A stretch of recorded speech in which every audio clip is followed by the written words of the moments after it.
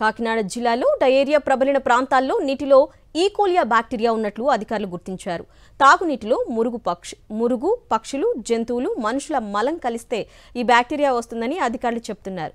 ఇప్పటికే జిల్లాలోని కొమ్మనాపల్లి, బెండపూడి, వేట్లపాలెంలో 230 డయేరియా కేసులు నమోదు కాగా 2 మృతి చెందినట్లు అధికారులు ధృవీకరించారు. మరోవైపు వాటర్ శాంపిల్స్ ను విశాఖలోని రీజనల్ హెల్త్ ల్యాబొరేటరీకి పంపించిన అధికారులు ట్యాంకుల క్లోరినేషన్తో పాటు ఇంటింటా సర్వే చేస్తున్నారు. సర్వేకి సంబంధించిన డీటెయిల్స్ మా ప్రతినిధి రాజు అందిస్తారు. రాజు, సర్వే ఏ విధంగా కొనసాగుతోంది? ఏదైతే కాకినాడ జిల్లాలో అతిసార వ్యాధి వ్యాపించడానికి ప్రధాన కారణం త్రాగునీటిలో ఈకోలియా బ్యాక్టీరియా ఉండడం అని చెప్పి అధికారులు గుర్తించడం జరిగింది. ఇటీవల ఇదైతే కాకినాడ జిల్లాలో ఉన్నటువంటి తొండంగ మండలంలోని కొమ్మనాపల్లి, బెండపూడి గ్రామాలతో పాటుగా సామర్లకోట మండలంలోని వేట్లపాలెంలో డయేరియా ప్రబలి దాదాపు 230 మంది తీవ్ర అస్వస్థత చెందారు. వీరిలో 2 మహిళలు మృతి చెందడం జరిగింది.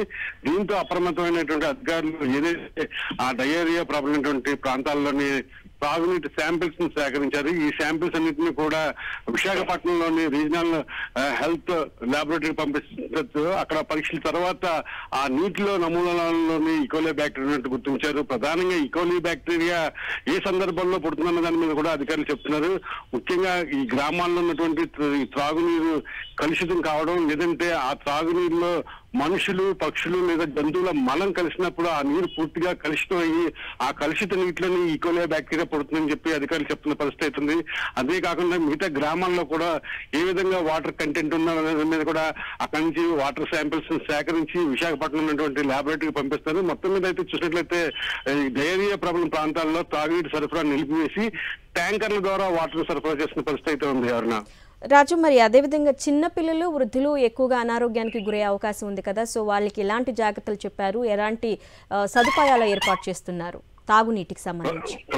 ప్రధానంగా చూస్తే మనకి ఇప్పటికే ఆ డయేరియా బాధితులు ఎవరైతే 230 మంది ఉన్నారో వాళ్ళలో చిన్నారులు కూడా ఉన్నారు. వీరందరికీ కూడా ఇది సమీపంలో ఉన్నటువంటి పిహెచ్సిలు లేదంటే కాకినాడ ప్రభుత్వ ఆసుపత్రిలోనే ప్రత్యేకంగా ఏర్పాటు చేసినటువంటి డయేరియా వార్డులో చికిత్స అంటున్నారు. అయితే కొంతమంది మెరుగైన వైద్యం కోసం ప్రైవేట్ ఆసుపత్రిని ఆశ్రయిస్తున్న పరిస్థితిని, ముఖ్యంగా దీనికి సంబంధించి నీటిని వేడి చేసుకుని తాగాలనే సూచనలు మాత్రమే ఇస్తున్నారు.